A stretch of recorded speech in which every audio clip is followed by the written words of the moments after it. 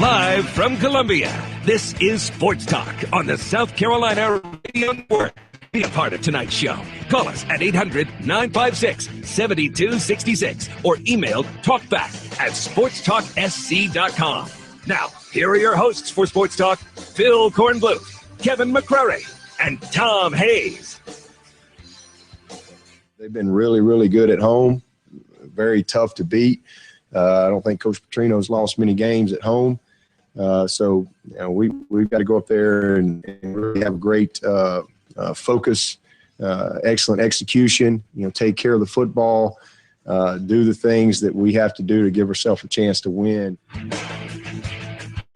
And good evening, everybody. Welcome back into Sports Talk, South Carolina Radio Network, Thursday night football Thursday. In South Carolina, not one, not two, but three teams in the Palmetto State in action tonight. But, of course, most of the attention on Louisville, Kentucky, where the Clemson Tigers and Louisville Cardinals will open ACC play tonight, 7:30 on ESPN. Let's go on up to Papa John's Stadium. And KMAC, Kevin McCrary, is in position to watch the Tigers and the Cardinals. Clemson trying to get to 3-0, the Cardinals trying to avoid 0-3. K-Mac, good evening, and what's the scene in Louisville? Well, there are a lot of people outside of the stadium here for this matchup, despite the fact that Louisville's 0-2. There doesn't seem to be any waning buzz around Papa John Stadium.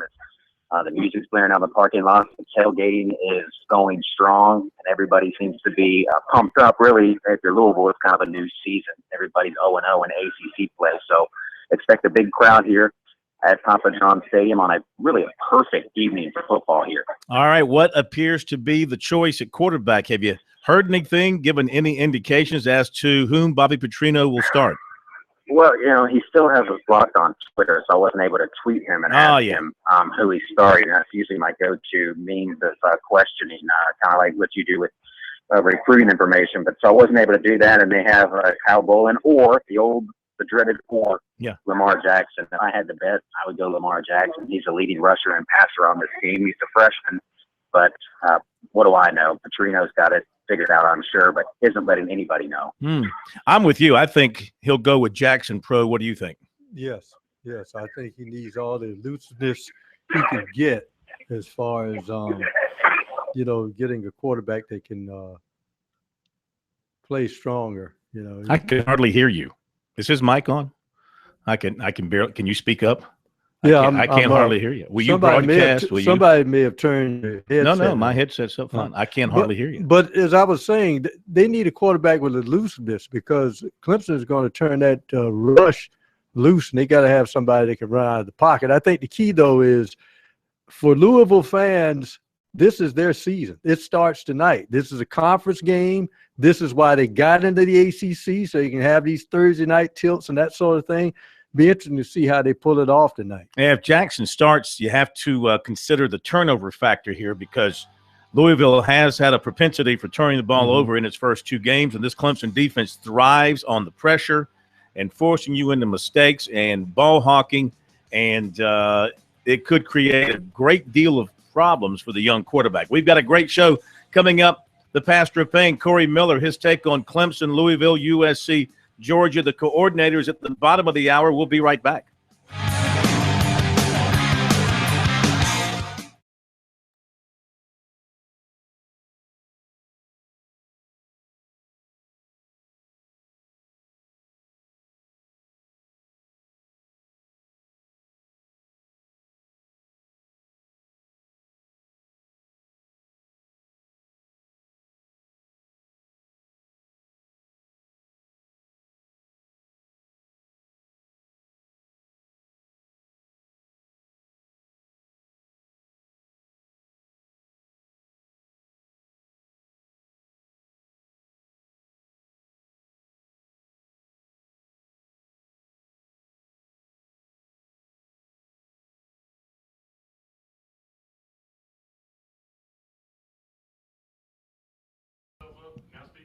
Testing 1 2 testing.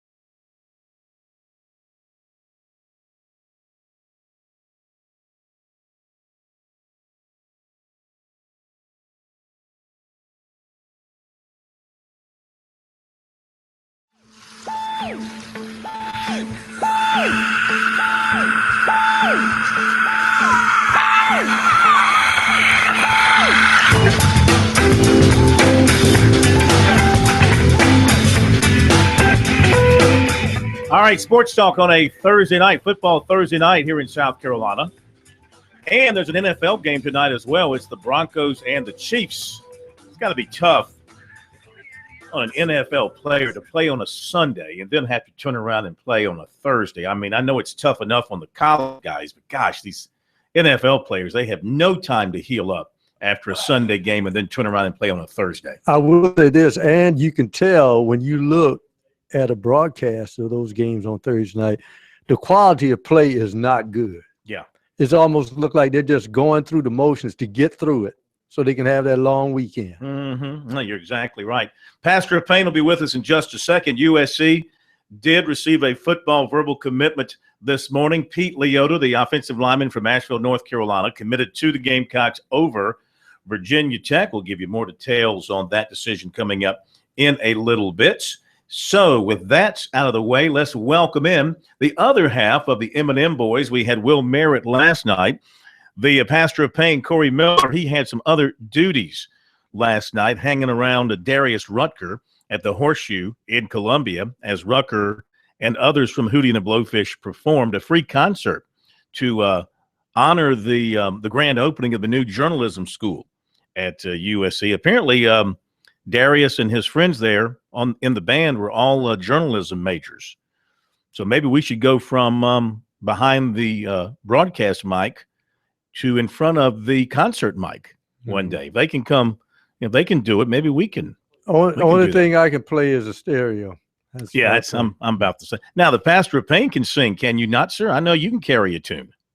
Oh, absolutely. I am part of that Hootie and the Blowfish band. I actually sing with them several times over the course of the year, and went on tour with them for about 8 months. We joked about that last night. They always tease me, "Hey, you're supposed to come out 2 weeks," and that turned into 8 months. So, but it was a great time. Packed Horseshoe up there, just with Mark Bryan and Darius performing acoustically last night, about 6 songs. So it was a really nice little gesture for the J School. Yeah, it really was. Really was. All right, good to have you with us tonight. Before we get your take on USC and Georgia and the state of the Gamecocks going into week 3, what about tonight? Clemson and Louisville, the Tigers 2-0, but now going to finally face competition at their own level. And Louisville 0-2, 2 close losses. They're not used to being 0-3. What do you think is going to happen in Louisville tonight? I think it'll be a tough out for Clemson tonight. Going into a hostile environment. They haven't been battle tested at all with Wofford and App State in their first 2 games, and I feel like Louisville has. I mean, you opened up with Auburn. They were a close game there. Then they lost to Houston on last week, a team that's a pretty good football team, and they had 4 turns in that game, kickoff returns for a long touchdown. But I think Clemson's going to find themselves in a dogfight. Bobby Petrino is an excellent offensive mind. They got talent there, so at the quarterback position. So if they could settle that down, I think they have a great chance to win tonight. Now, do you think if they go with Lamar Jackson, the freshman quarterback, against that Clemson defense, which puts a lot of pressure on you and creates turnovers? I mean, can a freshman quarterback on the big stage like this, of course, he came off the bench and did well against Auburn, but then again, he had his problems last week at home against Houston. How can a freshman quarterback thrive against a defense like Clemson's?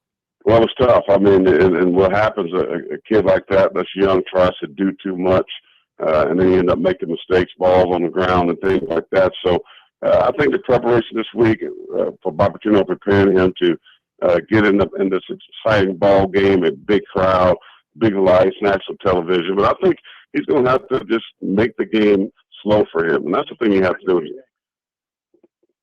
My picks? No, I'm sorry. I was talking to Graham while you were discussing the breakdown of the quarterback. So, what is your pick? What is your pick for tonight's game? I'm taking Louisville. I'm taking Louisville to beat Clemson tonight. Upset. Okay. The Gamecocks in Georgia now. First of all, the Kentucky loss. What was your takeaway from that game? Why did the Gamecocks end up on the short end of things against the Wildcats? Red zone offense, bad red zone offense, or the lack thereof. And you got to punch the ball in the end zone. They just could not get in the end zone. I thought the play calling was a little suspect. They should have kept running the football. I agree with Brandon Wiles. Feed that beast. He had over 100 yards rushing. And Drill Adams, the big tight end, 3 catches, 52 yards. I mean, it's a guy that can be a factor in the red zone. They had to score points. They kicked field goals, and that's why they lost. The defense played better. They executed better. I saw a sense of urgency out of the defense. That was the difference in the first and second half because this team played hard. They played with great effort, and they really executed really nicely defensively, except that last drive. Then we saw the bad tackling. So this was a bad loss for South Carolina. It really was. And for me, I was on record saying this is a 6-6 type team, a copy and paste of last year. I'm thinking they may have a hard time winning 6 games now. Can you, as an old defensive guy who played at the highest level, how do you explain the Jekyll and Hyde performance of the defense in 2 games, first half versus second half? Well, again, I think they just made some adjustments at halftime. I think you got to do that. They made the proper adjustments. They played with effort. I mean, listen, defense is about intensity and effort and getting to the football and just will. And I saw that in the second half. The first half, they were just kind of walking in mud, going through the motions, and Kentucky took advantage of that. Also, I think Kentucky got a little bit conservative offensively. They had a lead, and I thought they took the foot off the gas a little bit. So, but the defense played harder, and I think I heard Coach Hope talk about that. They played better, a little bit more sense of urgency, and that's been the difference. They got to find a way to put 4 quarters together, and I don't know. I'm just not sold yet on the defense. It is better than it was last year, but it's not a juggernaut of a defense. I just don't see that. They don't have the Jimmys and Joes across the board. So. Well, when you look at Perry Orth, is he just the type of guy that trusts, instead of looking at a guy trying to see if he's open, he throws the windows and throws guys open? Yeah, I do like Perry Orth's confidence. I think he's a guy that, he's not getting caught up in the moment. He don't have that deer in the headlight look. He's confident in himself. But going on the road, I know what it feels like to go in between the hedges and try to play in a football game like that pro. It's just going to be difficult. And I look to see Lorenzo Nunez in the ball game as a switch up, an athletic quarterback. That Georgia defense at 3-4, coming at you. There's a Nick Saban type of defense, a lot of zone dogs, and they confuse him. Can he handle that? I'm interested to see all the looks defensively. They're going to show him cover 2. They'll roll down to cover 3 with the safety down. You're going to see all types of things for Perry Orth, and I just think he hadn't played enough to be able to handle that type of situation. Yeah, Georgia, watching their game against Vanderbilt, offensively, Vanderbilt could do very little against this Georgia defense, and their linebacking core in particular outstanding. Jordan Jenkins, he's terrific, but Leonard Floyd, he's got some of those Clowney traits. He's got the speed to run you down from the back. I saw him run down a running back down the sideline against Vanderbilt. How do you offset that? And if you try to run the ball, can the Gamecocks have success? Can they give Brandon Wilds his wish and let him carry the ball 25 times? You have to. Because they're going to stack the box. They're going to stack the box. Think about it. If I'm the defensive coordinator of Georgia, I am playing 8 in the box, and I'm going to say, Perry Orth, Mr. Publix, man, he's bagging groceries a while back. Can you handle this defense? And they're going to make those guys win on the outside, meaning he's going to have to throw the football to win. Georgia, one guy you talked about those linebackers you didn't talk about, Phil, was Lorenzo Carter. Yeah. Sophomore, he's got great speed and athleticism off the edge. Those linebackers are tenacious. It's going to be tough. This is a game I didn't expect South Carolina to win anyway. So Perry Orth, Connor Mitch, don't matter who it's going to they can put anybody in there. I just think this is a good football team. But they have to try to run the football, even when they're not successful. They're still going to have to get Georgia out of that 8-man box some kind of way, find a way to get Farrell Cooper open, motion him, put him in the slot, put him in the Wildcat, and go from there. But it's going to be a very, very difficult game for the Gamecocks. All right, Pastor Payne, we appreciate it, and have yourself a great week. I know you got a high school game tomorrow night and the college game on Saturday. Yes, so River Bluff, and I'm headed down to Birmingham for Sanford, and then to see my son play, which plays after the South Carolina game, Ole Miss and Alabama. So I got a busy weekend. You do, my friend. Take care. We'll talk to you next week. That's the Pastor of Payne, Corey Miller, sports director here in Columbia on the Fox station. And we thank him for being with us. M&M Boys, back in a moment.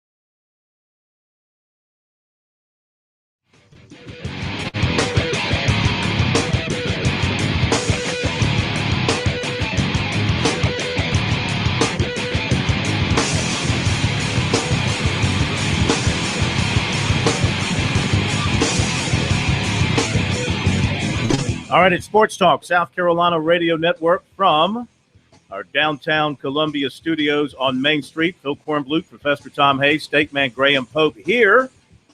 K-Mac, Kevin McCrary there in Louisville, and we are all brought to you by South Carolina soybean farmers and their checkoff. Learn more at scsoybeans.org. Pork powered by soy.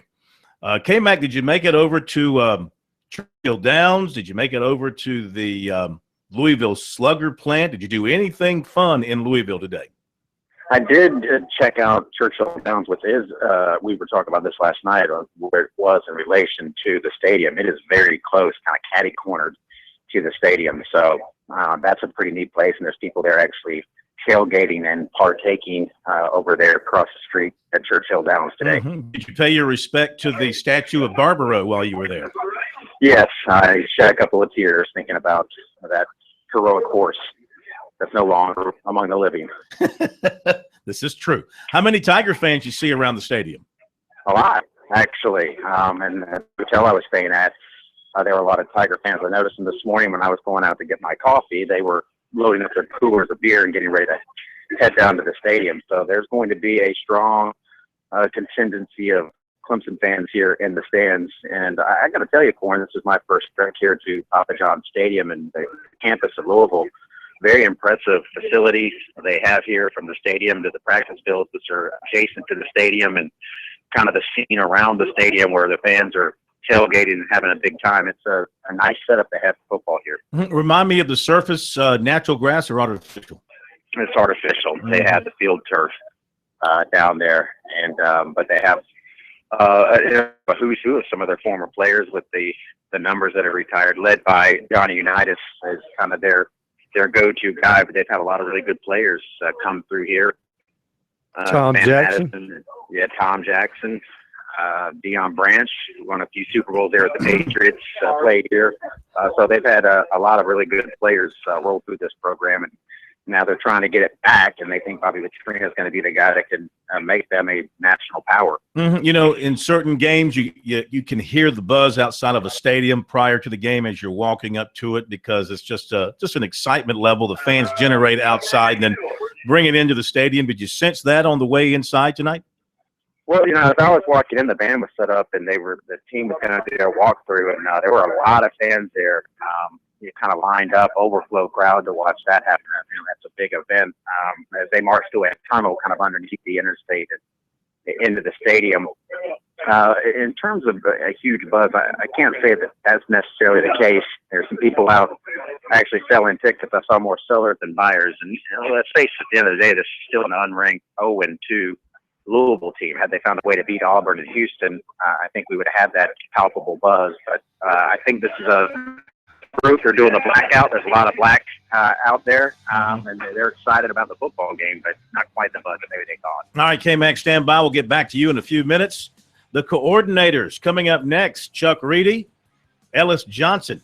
They'll break it down for us tonight. Clemson, Louisville, and also USC, Georgia on Saturday. Back in a moment.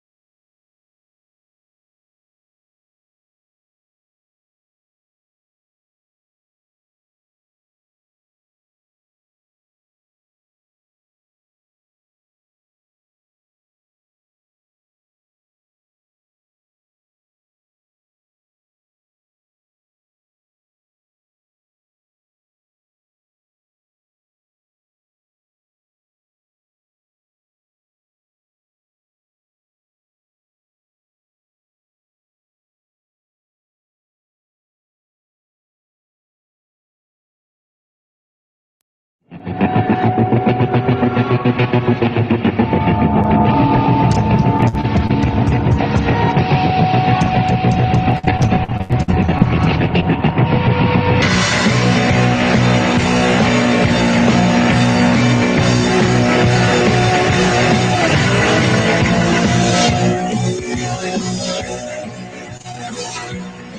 we're back. Sports Talk, South Carolina Radio Network from downtown Columbia.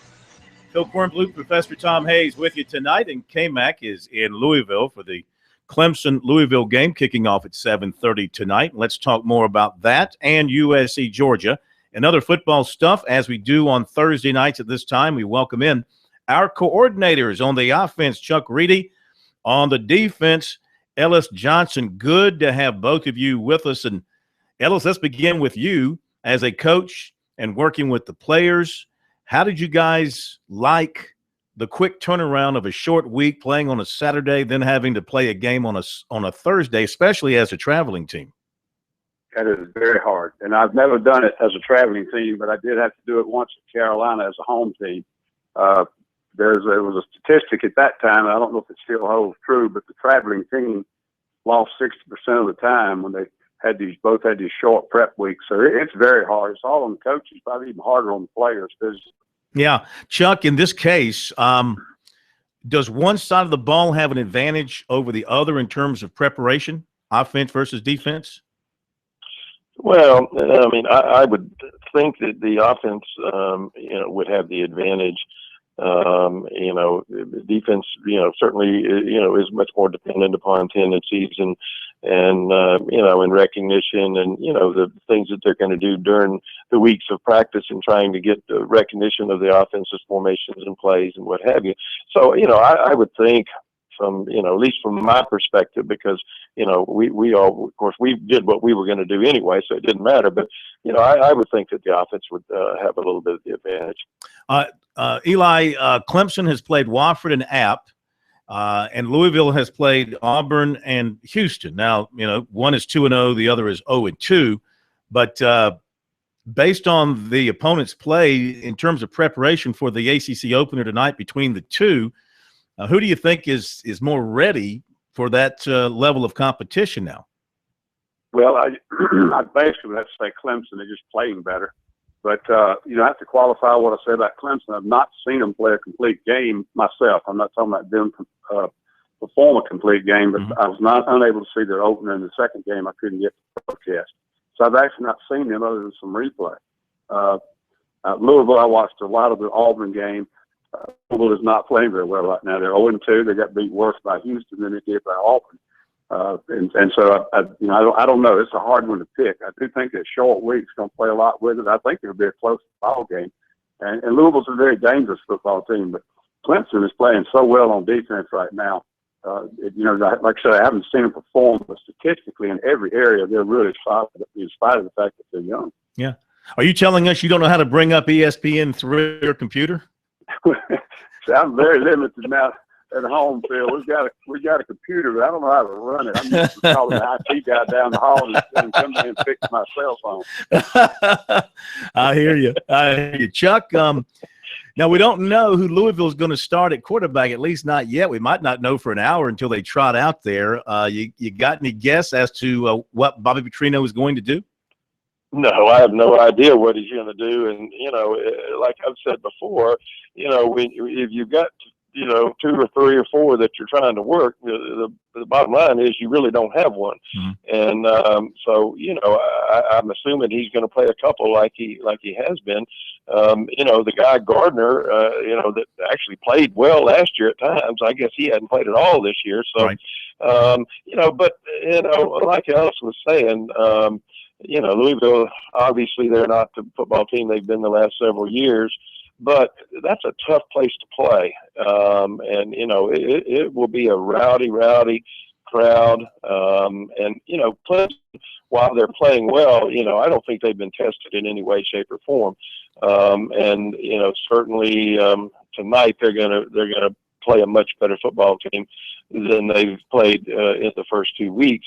And I think they still have a lot of question marks, especially on the offensive side of the ball. Yeah, Yeah, So that goes back to my earlier question to Eli, and that is the fact that Clemson has played Wofford and Appalachian State. Now they're jumping up to an ACC, a high-level ACC team. Are they prepared enough for tonight's challenge? Chuck, that's for Chuck. It's hard to say because of the fact they haven't played that level yet. But you do have to admit they've played awfully clean. They've played physical. They've been productive on both sides of the ball. They've got a quarterback that I think is phenomenal. And that's a big advantage going to this game because, as y'all were just talking about, Louisville does not know who their quarterback is. And Chuck, what do you think about that? well, yeah, I mean, obviously Clemson has the advantage, the talent advantage, and Deshaun Watson, he's obviously the difference in every ball game that they play. But they haven't called a run and play for Deshaun Watson in the first two ball games. Haven't had to. They've got by with Gallman basically being their go-to guy. I want to see what they can do running the football against a good ACC team, and they're going to have to get Watson involved running the football more than he has. Obviously, he's run some, but they've not been, called plays. And, it'll be interesting to see if they can run the football with Gallman and the other backs, effectively, because I think that's what they'd like to do. Obviously, they can throw the football. He throws the ball exceptionally well. Is very accurate, and and they've got as good a receivers as anybody in the country. Now you were talking about it's a tough place to play, and you got Deshaun Watson. I guess a lot of teams go on the road. They want to have a feeling out process. But if you're Clemson and you've got the weapons, do you take some deep shots early, just to tell the crowd, well, okay, y'all excited and all, but we're going to keep it quiet for a while as we take over? Yeah, Chuck, what do you think about that?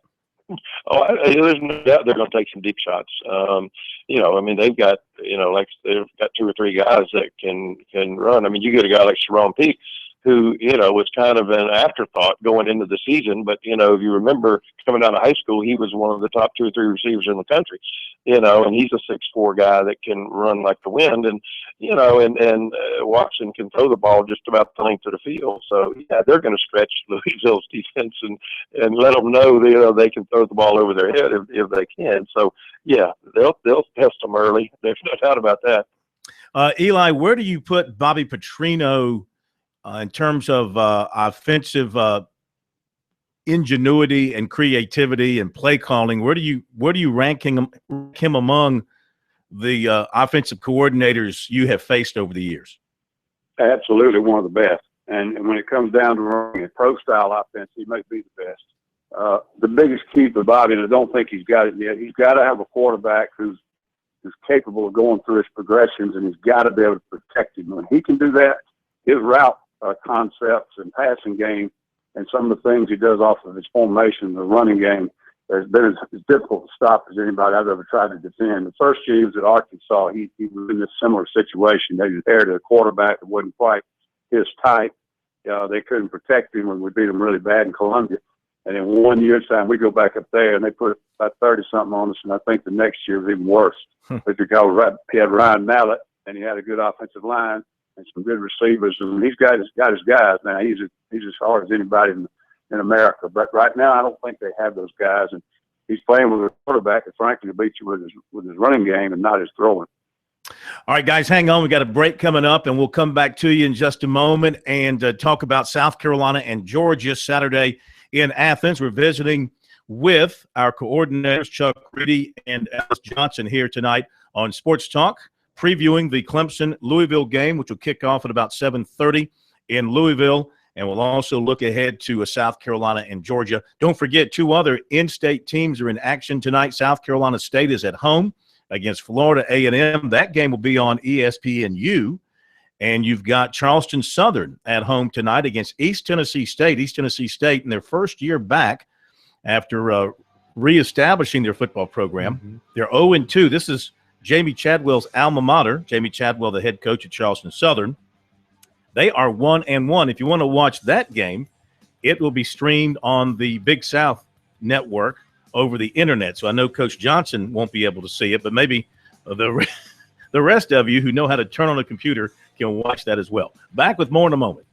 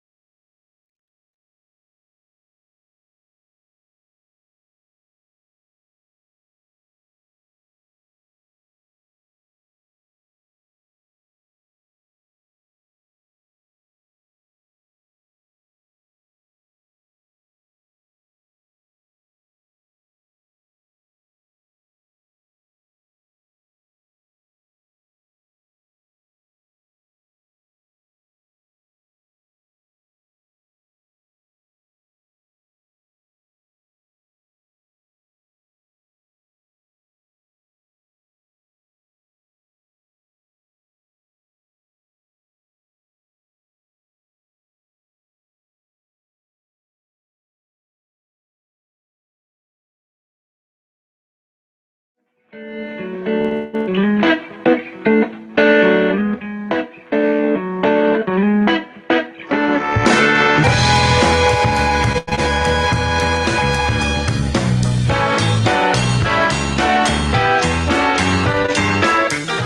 righty, we're back with our coordinators here on Sports Talk. Chuck Reedy and Ellis Johnson, our coordinators segment, presented by Future Scholar, South Carolina's 529 College Savings Plan. Back to school time is a great time to invest in a loved one's college education. Visit futurescholar.com for more information. All right, USC and Georgia.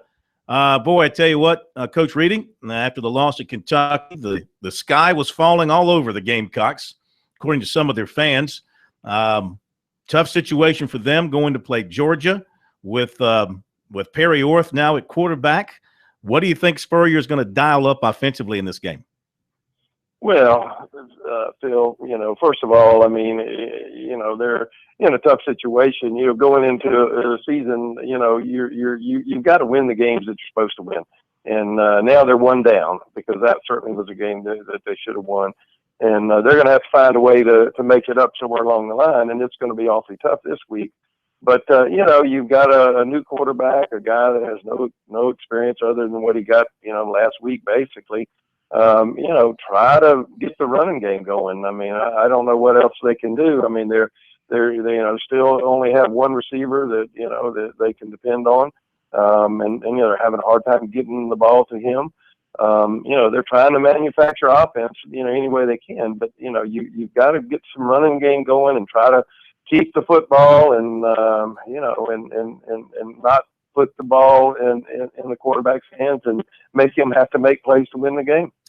Ellis, the Gamecock defense is driving their people crazy, I would imagine. Lousy in the first half, outstanding in the second half. How does John Hoke get that second half performance in the first half and then continue it in the second half? Well, I don't know how much of it was Carolina. I'm sure some of it was, but Kentucky had the same type of ball game on offense the week before. They put up 30-something points in the first half, or almost 30 points in the first half, and did not score but once, I think, against Louisiana Lafayette in the second half. So that could have been a little bit of their situation. But Carolina's played very solid at times. I don't see them as being a dominant group, and as Chuck said, it's going to have to find a way to win small ball in this particular ball game. But Georgia does not have they've got a relatively inexperienced quarterback, and if they can somehow slow the running game down just a little bit, they can affect that kid, I think, and maybe get a couple of turnovers that could be the key to the game. But it's going to be tough. And Georgia was a little sluggish at times against Vandy. In the other game, they play a Monroe mid-level team. So, I think they're obviously a really good team. They probably would be the best in the East, but I don't think there's a team in the SEC this year that you just look at and say, wow, we can't beat these guys. Mm-hmm. You were preparing for Georgia last year. What was your opinion of Chubb, and what was your plan for him? Well, they had Gurley back 2 weeks after. So yeah. We didn't know which one we were going to see, but it was unbelievable. He got hurt. He came back and got hurt in our game, hurt his knee, and was lost for the season. And they'll miss a beat. Nick Chubb may have been a better complete back, other than just inexperienced. He was probably a more complete back than Todd Gurley was. So he's as good as I've seen in that style of back. He's as good as I've seen in that league in 5 6 years. Chuck, I'll say this about Perry Orth. The offense responds to him. He seems very calm on the field and in the pocket, and he pretty much throws the ball where it needs to be, except for that ill-advised interception he threw against Kentucky. Well, and that's the bottom line. I mean, that's the problem. But he came in, he looked poised, and by all accounts, the players like him and respond to him and believe in him and all of that. But there's a reason that he was the second team quarterback. There's a reason Connor Mitch beat him out. We'll just have to see. I mean, it's just, I guess looking at it from from the outside, it's just the fact that South Carolina is in this situation at quarterback, is unbelievable. To be an SEC football team and to have to start a walk-on quarterback, maybe a great player, great kid, all of that. But just to be in this situation is hard to believe. Yeah, I don't think you're alone in that camp of people trying to figure out how 11 years into the program you're in that situation where you're that thin at quarterback. Now, they've got a very good high school quarterback committed coming in next year, and things might get a little bit better, but he ain't going to help them this year. Guys, I want to thank you. Chuck, I know you're in New Orleans. Stay out of trouble. Ellis, call me. I'll tell you how to bring up ESPN3 on your computer. You'll have to. I can cut it on. I can read email. I can even print, but I just cannot pull up TV. I don't do that. All right, guys, thank you so much. Great as always. Our coordinators here on Sports Talk on offense, Chuck Reedy. On defense, Ellis Johnson. We thank them immensely. Back in a moment.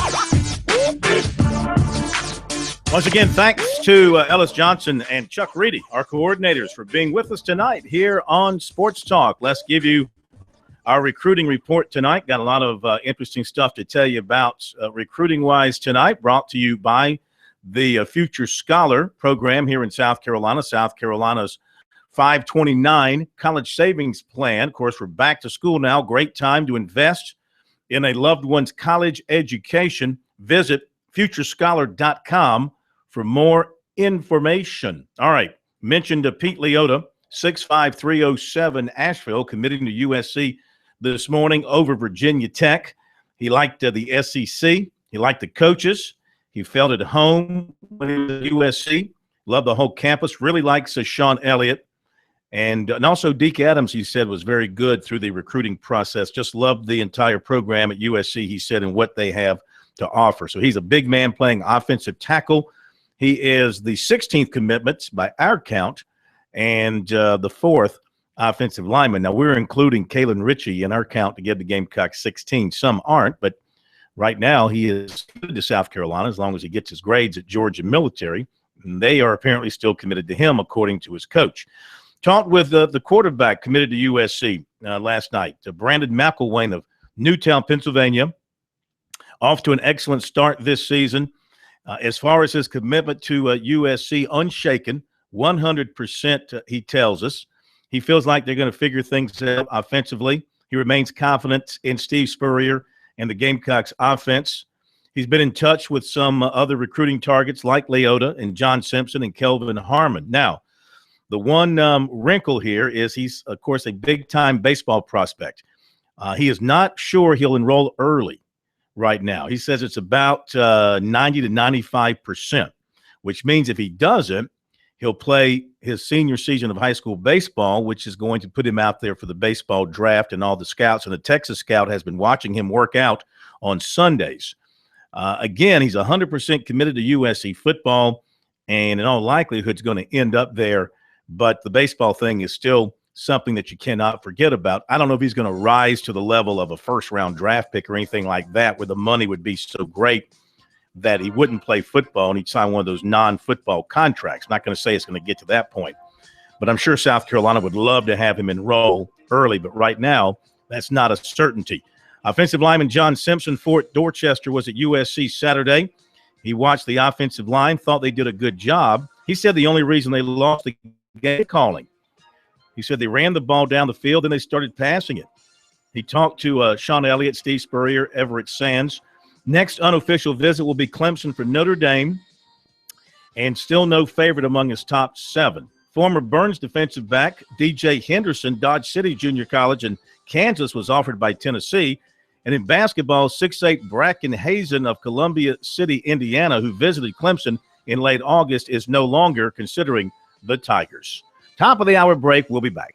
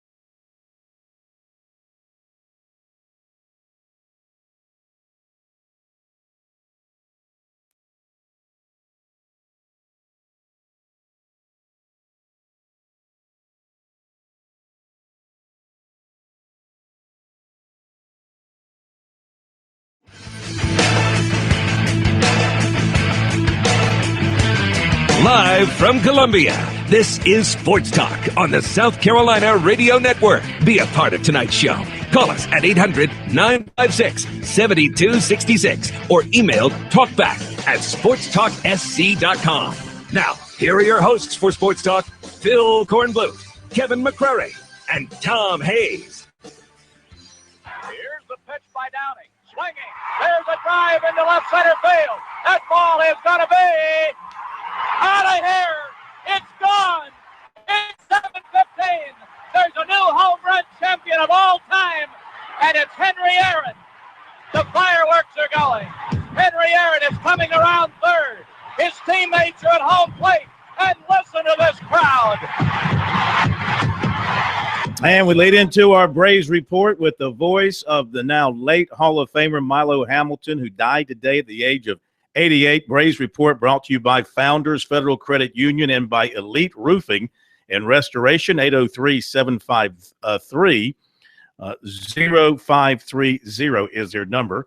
Mike Morgan joins us, and I thought we would spend the time talking about Milo Hamilton, who came with the Braves in '66 and really was, Ernie Johnson, Skip Carey, Milo Hamilton. Those early years in Atlanta, that's who you identified the Braves through. Those were the voices. Yeah, they were. And more recently, Milo, of course, been with the Astros for a long, long time. And I've actually known a couple of their younger announcers who have worked side by side with Milo over the last few years. But obviously sad news anytime you lose one of the greats of all time. And certainly left his stamp on the Braves, as that call is without question one of the most memorable calls, not just in Braves history, but really in baseball history. I would put it in sports history. I think it goes down as one of the great calls and one of the iconic moments, of course, in the history of televised sports. I wouldn't argue with you. I mean, it is what it is. It's a record-breaking home run that will stand the test of time. I think for many of us, Hank Aaron still is the home run king. So with all due respect to, I guess it was John Miller who would have called Barry Bonds' 756th home run. That call to me doesn't mean as much just because his home runs don't mean as much. Hank Aaron did it clean. Barry Bonds did not. So take it for what it's worth. That's what it means to me. And one thing I love about that particular call, listening to Milo, I mean, he was the Braves announcer, but he gave it a professional, nonpartisan. I think he knew the moment, and he was very, I think, cognizant of the moment for all time, and he was very clean and crisp and nonpartisan in the call. Well, you and I have talked about this before. That's the case with a lot of the older announcers. It wasn't just about kind of trying to curry favor with the home base, but it was providing an accurate call and really perfecting the craft of doing play-by-play. And then perhaps we've lost some of that today. It's a little bit different style for a lot of folks. All right, Mike, quickly, 10 seconds. Braves, Toronto tonight. Who wins? Toronto. I watched a brutal performance last night by the Braves. They can't hit, and I don't expect a whole lot more offense tonight, even though Price was outstanding last night and Estrada's a little bit of a step down. All right, buddy. Thanks. We'll be right back.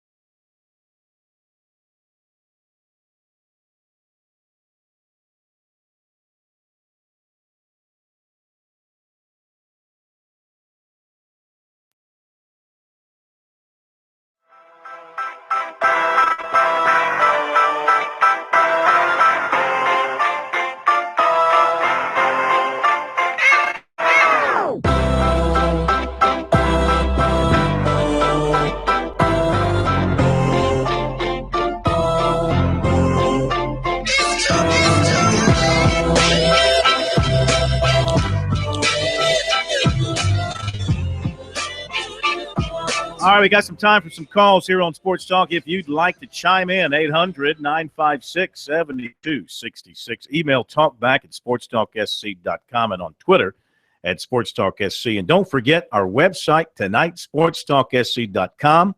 Tiger fans, check it out after the game. K-Mac is in Louisville. He'll have all the post-game coverage for you from Dabo Sweeney to the Tiger players, plus his own video recap of the game. Clock is counting down on that kickoff between Clemson and Louisville at Papa John's Cardinal Stadium in Louisville. We'll get back to K-Mac in just a moment. Now, USC wrapped up preparation for Georgia today, had a workout over at the practice fields. Defensive coordinator John Hoke came over to talk to the media, and he was asked about Georgia's quarterbacks and their offense and their receivers and the defense stepping up and slowing those guys down. You can see, they have excellent receivers. Quarterbacks have strong arms, and they haven't had to play balanced football right now. Now they've been playing, to run the ball, but they're very capable of throwing the ball. So it's going to be a balanced offense is what we're expecting. Are you emphasizing run fits any more than normal this week? It's every day. Run fits every day, whether it's the first day of training camp or getting ready to play Georgia. If you can't stop the run, it's a long day, and we're always constantly about teaching run fits. John, you've seen some of the best of all-time running backs in the NFL. Where does Nick Chubb kind of rank in leading up to that stage? That would be hard for me to evaluate because I haven't seen him play in the NFL. There's some running backs that were really good players in college that maybe didn't play so good in the NFL. I know this, just watching his tape, what I've seen from last year and this year, he's an outstanding back. He doesn't need much. He can make a lot out of a little. So he's very talented. Still Harris at that cornerback spot with Chris out? Yes. How do you think he played last week? He had his best statistical tackle game since he's been here. He did some good things for us. We all got room to improve, but I thought that he did tackle well. With all the talk this week about run fits, for somebody that's not an intense football fan and is hearing the phrase over and over again this week for the first time, what's the best way to explain that to them? Well, there's an A gap, a B gap, a C gap, and a D gap when you break it down at the end of the day. And when you're an 8-man front, everybody's responsible for a gap. So you got to fight to control your gap. That's the best as I can give it to you. How do you think they've responded to preparing for more of a kind of a pro style versus the spread you've seen? Our offense does a little bit of both, so they do a great job during the season, during training camp, of helping us prepare for this. Coach Elliott does it. We have some drills, some teamwork together where it does help us. How has Rashad Fenton done? How did he do in his first action? How has he responded? He did good. He didn't have a lot of action, but he did his job, and he's had a good week of practice. Is he like any normal freshman? Probably so. I haven't been around freshmen for a while, so I would say, though, yes. Yeah, you got to remember, he's been away from the college game for 13 years. So you start asking him things about college this, college that. He's just getting back into the groove when it comes to college football. All right, John Hoke got his hands full with Georgia on Saturday in Athens. The thing about Georgia's offense, they don't do anything really fancy. They line up in too tight sometimes, usually a fullback. They'll play action and throw the ball to the tight end quite a bit. They've always had that in their offensive repertoire. Jeb Blazevich is a very good tight end. Jay Rome is their other tight end. He has not had the kind of career I thought he was going to have. He's just been very, very quiet at Georgia. I thought he was going to be a great one. Let your guy sent you the email yesterday. Check out Georgia's bus. Now, I don't know if they've had quite the number as we recited last night. But the thing about their running backs and watching them against Vanderbilt, they don't need a lot of room. You can play your gap extremely well, but all that the Chubb or Michelle need is a little crease. And then if you're playing 7 and 8 up front and you get through that crease, there's nothing there. It's open land, and you're off to the races. That's what they did against Vanderbilt. Just a little crease here or there. You think you've got the play well defensed, and either they go against the grain and find something open, or they get that little crease in the middle of the line, and they're off to the races. That's what South Carolina's got to be wary of. It's called running skinny. Some guys run with a wide base, These guys know when to close that base, not give you any arm to grab or whatever, and they slide through the hole. The interesting thing about this football game is South Carolina has to try to not let Nick Chubb hit him with the big play. You can, if a guy gets 8-10 yards, okay, fine, you great run. But if you can turn Georgia in some instances in obvious passing situations, their quarterbacking has not been that stellar. Vanderbilt dropped about 3 or 4 interceptions in that football game. Mm-hmm. And it'll be interesting to see if Mark Richt will be stubborn with the running game, whereas we've seen Steve Spurrier, he can't get stubborn with it. He has to throw it. But I think if I'm Georgia, I'm going to try to shove it down your throat early to see what I can do. All right, let's go back to K-Mac in Louisville, see if we have a starting quarterback yet for the Cardinals. We're about 10 minutes or so from kickoff. K-Mac, what's the latest? Well, they do have a starting quarterback, Corn. We just don't know who it is. Nah. We still don't know who it is. Bobby Petrino, he's not going to tip his hand. He's not going to give it away, even though it gives him no advantage probably to hold it at this point. He wants to be that way. That's fine. We'll find out when Louisville takes the field, whenever they get the ball, whether it's first or second possession. So we still don't know. The band's out on the field. A late arriving crowd. I think there's still more people out in the parking lot partaking in some of the festivities than are in the stands right now. But, they are a lot of black starting to file in the stadium here about 10 minutes before kickoff. Yeah. I know they mint juleps at the Derby. I wonder if they do it at the football games. I think they do something a little bit stronger. A little stronger? Yeah, it looked like a lot of the Kentucky bourbon flowing out there. K-Mac, you said the weather is excellent. Is there anything weather-wise, wind, or anything else that's going to have an impact on the game? No, it's a Norman Rockwell night, Corn. It's just, not cloud in the sky. It was mid-80s today, and it should be down into the low 70s, high 60s tonight. It's going to be a gorgeous night for football. Anything with Clemson's lineup, any late changes, any late scratches? Sometimes that happens the afternoon or evening of a game. Any news along those lines? Nothing has been announced at this point. Everything looks to be status quo from where it was going into the depth chart. Okay, K-Mac, enjoy the ball game, and we'll get maybe a late first quarter update from you before we sign off tonight. Sounds good. All right, Kevin McCrary, Papa John's Cardinals Stadium in Louisville. Let me give you our picks now as we go into the action tonight. The esteemed panel here, the Sports Talk Pick'em Challenge. Here we go with our picks for this week. Florida at Kentucky. And, by the way, I should give the standings. Right now, it's at 13-7. Graham, the steak man, and Kev Cohen tied for the lead after 2 weeks at 13-7. I'm along with the professor, and Matt, the newsman's 11-9. K-Mac's in the basement at 10-10. So Kentucky, Florida, and I'm taking Kentucky. Kev Cohen's taking Kentucky. Everybody else is taking Florida. Ole Miss, Alabama. I'm taking Ole Miss. Matt, the newsman, is taking Ole Miss, and Kev Cohen is taking Ole Miss. Split there. Georgia Tech, Notre Dame, and K-Mac's taking Notre Dame. Kev Cohen's taking Notre Dame. Everybody else is taking Georgia Tech. Nebraska, Miami.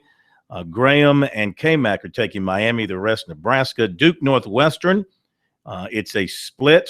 I've got Northwestern along with Graham and Kev Cohen. The rest have Duke. North Carolina across the board in their game against Illinois.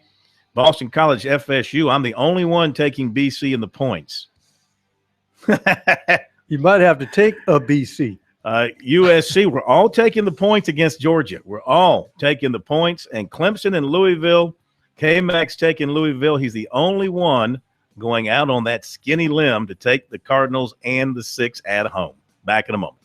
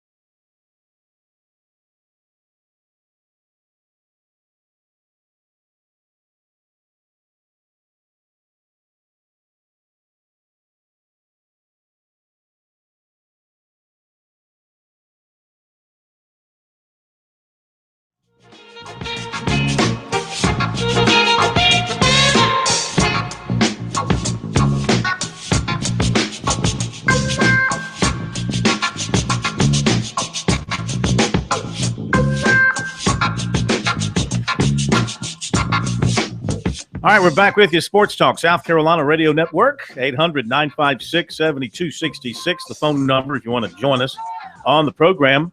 Time for our high school football report, a service of Farm Bureau Insurance. With new auto insurance rates from Farm Bureau, you could be saving a whole lot of money. Even if you've received a quote before, rates are now more competitive than ever. Get a free quote today from your local Farm Bureau insurance agent. And there was action at the high school league today as the executive committee heard 7 class and or region placement appeals during today's meeting. The only one that was approved was Chester High School. That was their region request, not a class request, but region request. I saw where Richland Northeast's region request was turned down. That was one thing that I saw, but Chester's was approved. So they'll be moving into a different region from the one that they were originally assigned. Those that were turned down today do have the opportunity to appear before the appellate panel on September 23rd. Quote here from Jerome Singleton of the High School League, the commissioner. He said, I feel as though the executive committee took time to hear school representatives and deliberated over all aspects of the request to make decisions they felt in best interest of the membership. Although lengthy and detailed, the realignment process has been a worthwhile task, one we hope will place our member schools on a fair and even playing field in all sports all season long. And that is from Jerome Singleton. And there you go with the high school football/sports report tonight, brought to you by Farm Bureau Insurance. All right, we're counting it down to the kickoff of Clemson and Louisville on a beautiful night in Louisville, just a few minutes away from that. And will this be as entertaining a game as last year's was? Now, remember last year, Deshaun Watson goes down with the hand injury. Clemson does not score an offensive touchdown. They had a punt return touchdown. They had was it an interception return for a touchdown as well, and field goals. Is that what did it for them? A punt return and a pass interception? Then a goal line stand. And then a goal line stand. First and goal. That saved them. First and goal for Louisville, down around the 4 or 5 yard line? Mm-hmm. And fourth down. And Petrino really messed up down there, too, with his timeouts, if I remember. Mm-hmm. There was some sort of a crazy situation down there with the timeouts, as I remember last year. It's a blackout situation at Louisville. They've asked their fans to wear black shirts, and it looks like most of them have responded from what I can see on television at this point. I hate to say this, but I'm going to say it. It still looks like a basketball school's football crowd. It really does. Well, they're going to add another 10, 15,000 seats in the next year to put capacity over 70,000. If I'm not mistaken, isn't this still the only college football stadium with all the seats have chair backs, I think. That is a rare note that I have never. Oh, you never heard that one before? Read. Yeah, no. yeah. It's not really something that I would keep in my memory bank for any. Papa needs a good back. Nice one, Steak Man. Yeah, you're all over that. So they're getting ready to run out on the field. 2 teams doing their traditional things. Louisville players ring a bell, and Clemson players put something in a bucket that says all in. Or maybe that's just air they're putting in there. We'll be right back.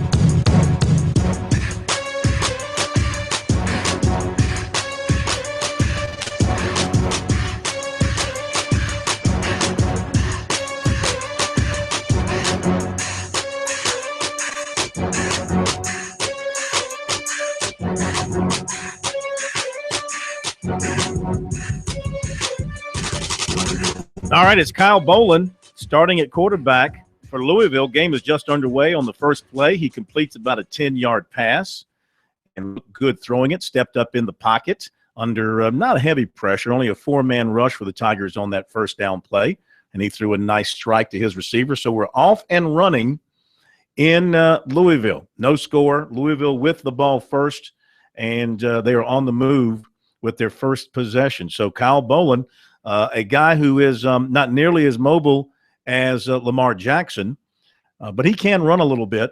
But, you know, and this is the third different quarterback. 3 games for Louisville. Bobby Petrino starting his third different quarterback. And he's a guy who wants, as they say, he wants his quarterback. And as Eli was talking about, Ellis Johnson, when he gets his guy, he's dangerous. And he's still looking for his guy. So you hope he's still searching for his guy before it's all over if you're Clemson. Yeah. So we'll see what happens with Bolin against this Tiger defense and see what kind of things that Brent Venables has dialed up for the Tigers. We just see a nice safety blitz, and it results in a sack of the quarterback. So that was an excellent play call just a little while ago by the Tiger defensive coordinator. If you want to join us on the program to comment on what you're seeing in the Clemson-Louisville game, 800-956-7266. Our email talkback at sportstalksc.com, on Twitter at sportstalksc. Make sure you're following K-Mac on Twitter and you're interacting with him throughout the game. He'll be sharing observations with you, statistical information, and any other notes that are being passed around the press box that you might not get anywhere else. It's a great way to get additional insight into what's happening in the game. And then after the game, of course, on our website, sportstalksc.com, complete post-game coverage from the Clemson locker room, the Dabo Swinney post-game presser, and comments from the players as well. The Tigers come up with a stop on third down, so they give up a first down very quickly, then give up a nice run on the second play of the game. But then that blitz was a great call by Venables, and that sack stymied the Cardinal offense, and now the Tigers are going to take over about their own 30-yard line. You know, the interesting thing about that play call, and that's why I tell you, some coaches are not stubborn with the run. The second play after the initial first down, they ran for 7.5 yards. They had 2nd and 2.5, and they called a play-action fake rollout, and they rolled right into the blitz. Yeah. When they only had 2.5, now it becomes 3rd and 15. Yeah, I don't think we really understand anything about play calling, because there must be something else that play callers think about other than, gee, that worked, let's try it again. Of course, I know that when they come up to the line of scrimmage, they're looking and adjusting based on what the defense is doing. And if the defense gives up a big play on the play before, they're going to make an adjustment and try and take that away. But you make a great point. On first down, you come up, you get 7.5, 8 yards, and then you play action on second and short. I don't know if they were thinking they could catch Clemson thinking run and try and hit something deep on them or just what, but obviously it did not work. It backfired, and it killed a somewhat promising drive that Louisville had to open the game. Now, also, you have to look at a coach's tendencies. And let's face it, Bobby Petrino likes to go for the throat if he thinks he can throw the football, and he'll probably tell you, second is short. They're thinking run. I'm gonna put it up. So it'll be interesting to see what happens. Of course, it's easy for us to second guess. We've never stood on a sideline with 80,000 people looking over our shoulders and having to make a decision like that. We haven't taken a snap under center. These guys have done all of that. They have the great experience, but sometimes you do scratch your head over some of their decisions. I mean, just common sense wise, you would think that they would do one thing and they end up doing another. Now, a little while ago, we remember Chuck Reedy was talking about no called running plays for Deshaun Watson those first 2 games of the season. No specifically called running plays for him. We just had one little option that he kept the ball and turned it up for a first down for the Tigers. But we've had something bad happen to Clemson just now. Yeah, Deshaun Watson pretty much did not put enough air under the ball. He threw it into double coverage, and it was intercepted. That's 16 straight games for Louisville's defense with a pick. And that leads the nation. Remember last year they had all those interceptions? And so now they get one tonight, and that is that's 16 straight games for them with an interception. Their jerseys are so dark, it's hard to pick up the numbers of the Louisville players. That was what, number 13 who got that? Mm-hmm. Yeah. So Clemson turns it over on their first possession. Louisville punts on its first possession. So neither offense getting much done here at the start of the ball game. I got a couple of emails to read to you here that have come into us here at Sports Talk. Talk back at sportstalksc.com. Let's see. This is from, looks like it's from Mel, writing about last night's show. And he said, I believe you, possibly the professor, mentioned that if USC had beaten Kentucky, no one would have been questioning Spurrier. I do not think that is an accurate statement. Before the season started, I heard numerous callers to your show speak about Spurrier as a has-been and predicted this would be an awful season. The one common perception of these callers were USC's subpar recruiting, which equates to not having the talent to be a consistent SEC championship contender. I would remind you that one of the individuals that emailed you this type of information, again, before the season started, is me. See below. All right. Thank you very much for doing that. Yeah, you did send us a prediction way back before the season.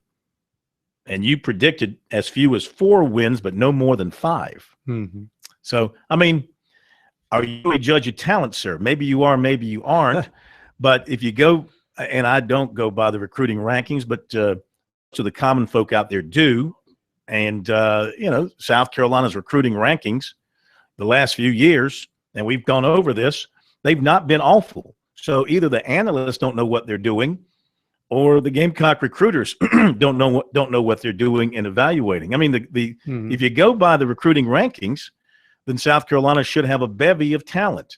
But as we pointed out, or as a listener who sent us an email pointed out, with his long list of departed players, the problem is South Carolina is not keeping the players, they're not developing these players, or they are misidentifying the players. I think probably what people don't understand is they want to compartmentalize everything into the world of Gamecock.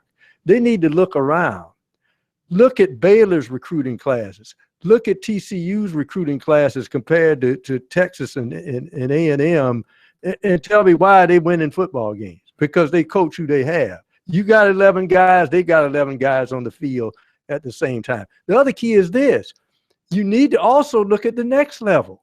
As much as poke and prodding and detective work they do, and they look and they have scouts, NFL teams always mess up their draft choices. Mm-hmm. So it's an inexact science. Recruiting, drafting, you don't know what is the player's head. For instance, you talk about 2-star players.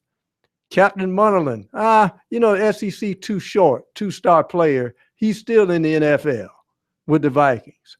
Darian Stewart, 2-star player out of Alabama, came to USC. Guess what? Still in the NFL and made the game closing interception against Denver. Ace Sanders, no Florida schools wanted him, too short. So, hey, it's inexact science, and you win some and you lose some. Mm-hmm. Yes, you're exactly right. The key is, you're going to miss on some. Yes. Some aren't going to work out. Yes. The key is keeping that number small. Mm-hmm. And in South Carolina's case, they've not kept that number small. I'm going to go back here during the break and take a look at Clemson's recruiting over the last 3 years, see how many of their guys are no longer there, how many of their guys aren't contributing as they should be at this stage of their particular career. Scoreless game, Clemson and Louisville. And Louisville's got the ball bowling off to a 3-3 start for 21 yards. And the Tigers, that was James Burgess, by the way, with that interception for Louisville. That's the 7th of his career. We will hit a break, and we'll be back in a moment.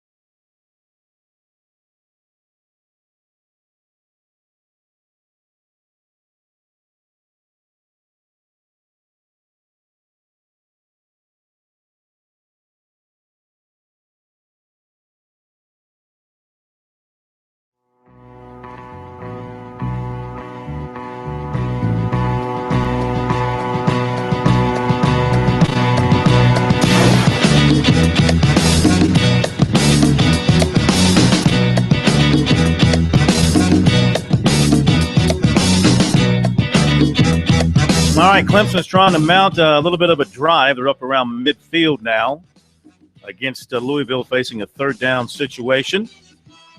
Watson's had a couple of completions. A little nice 8-yarder to Jordan Leggett. Got him a first down a little while ago. And we'll see if the Tigers can sustain this drive. 9 minutes to go in the first quarter. No score in Louisville between the Tigers and the Cardinals.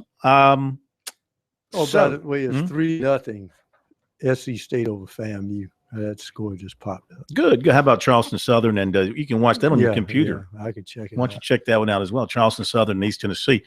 And on the third down play, Louisville's going to get a sack of Deshaun Watson. So, playing a little stiffer competition now. Is not coming as easily as it did. Of course, it didn't come easily for Clemson. Remember, against Wofford, it was only a 3-0 game at the end of a quarter.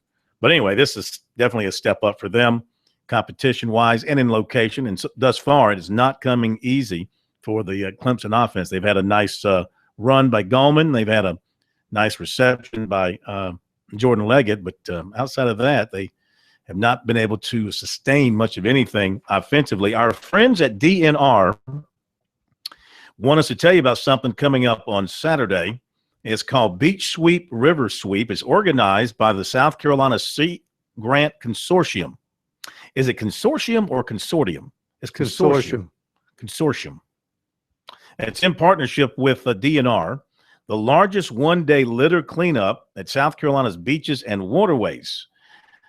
Every third Saturday in September, thousands of South Carolinians volunteer to clear trash from beaches, rivers, lakes, marshes, and swamps. This has been done since 1988. And if you want to volunteer for the sweep, of course, they're always looking for people individually or through various clubs. Go to their website. You can get the information there. Be the best thing to do. The next one is coming up this Saturday. So go to the DNR website and look for information about the South Carolina Sea Grant Consortium and the upcoming beach sweep and river sweep. And if you're not going to a football game, not going to watch football, you want to be in the great outdoors, and you want to do something good for your state, lend a helping hand. Grab a broom, grab a rake, grab a buckets, and help clean out the rivers and lakes and anything else they want you to clean. All right, so Clemson has had to punt away to Louisville, so the Cardinals will be taking over, and they'll be taking over at their own 16-yard line. What do you got? Well, they can party already, maybe. No, I'm just kidding. It's 8 minutes to go in the second quarter. Charleston Southern 27, East Tennessee State nothing. Yeah, East Tennessee State, as we mentioned, first year back playing football. They're playing 22 freshmen. I mean, everybody's a freshman, so they're going to go through the process of learning how to play the game as a FCS level program, and they're going to take it on the chin tonight. So you said FC State is up 3-0? 3-0 on FAMU. Over in Orangeburg. Boy State, Caleb York is going to be their starting quarterback for the foreseeable future. And they really got handled by Coastal Carolina last Saturday. And Coastal was just too good for him. Yeah, Coastal going to handle a lot of people. Yeah. Well, they get Western Illinois at home on their new teal turf this Saturday, so we'll see how they do there. The number one team in the country in the FCS coaches poll. All right. Oh, State Man, you wanted to help kill our clock with some meaningless commentary. Go right ahead. No, it wasn't meaningless commentary by any stretch. I was just saying when you guys are questioning, the recruiting and everything, it's the big story now that everybody's bringing it up. I just think you're missing the point on what USC fans believe. Like the narrative is that Steve Spurrier doesn't recruit like other guys. He's lazy, and the staff has followed suit. That's the narrative on the internet world. So I don't think they're necessarily the fan base isn't necessarily, at least the loud ones aren't necessarily upset at a missed recruit or a misevaluation or something. I think the narrative has been built that he's lazy and doesn't recruit like other guys, and now it's coming back to bite him. That's where the whole argument's come from, I believe. I will argue with them by saying this, and it's interesting how people's perceptions are. If you lose 9 commitments, my thing is you're dead in the water. You're dead. You're dead in the water. How could they recover and have the 19th ranked recruiting class? Somebody's working. one of their last recruits, wasn't it Boosie Whitlow? Mm-hmm. And he has turned out to be an excellent pass rusher. So somebody's been out there working. All right, I look at Clemson's 2014 class, and the Tigers have lost 2 from that class. Corey Rogers retired, and Kyron Priester transferred out. Where did he end up? Do you remember where he ended up? So most of that's 20 out of 22 in that class are still in the program. And again, everybody's going to lose players for one reason or another. We'll be right back.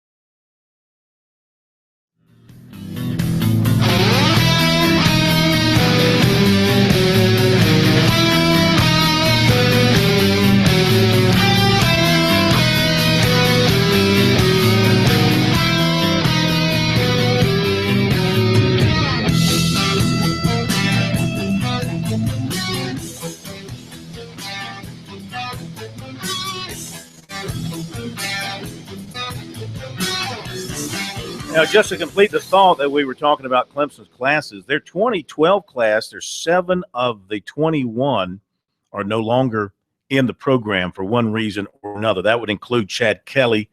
Pinion graduated early. I missed him. That would be 8. Patrick DiStefano took an injury thing. Kellen Jones left. Now make it 9 now with DJ Reader. I just saw him.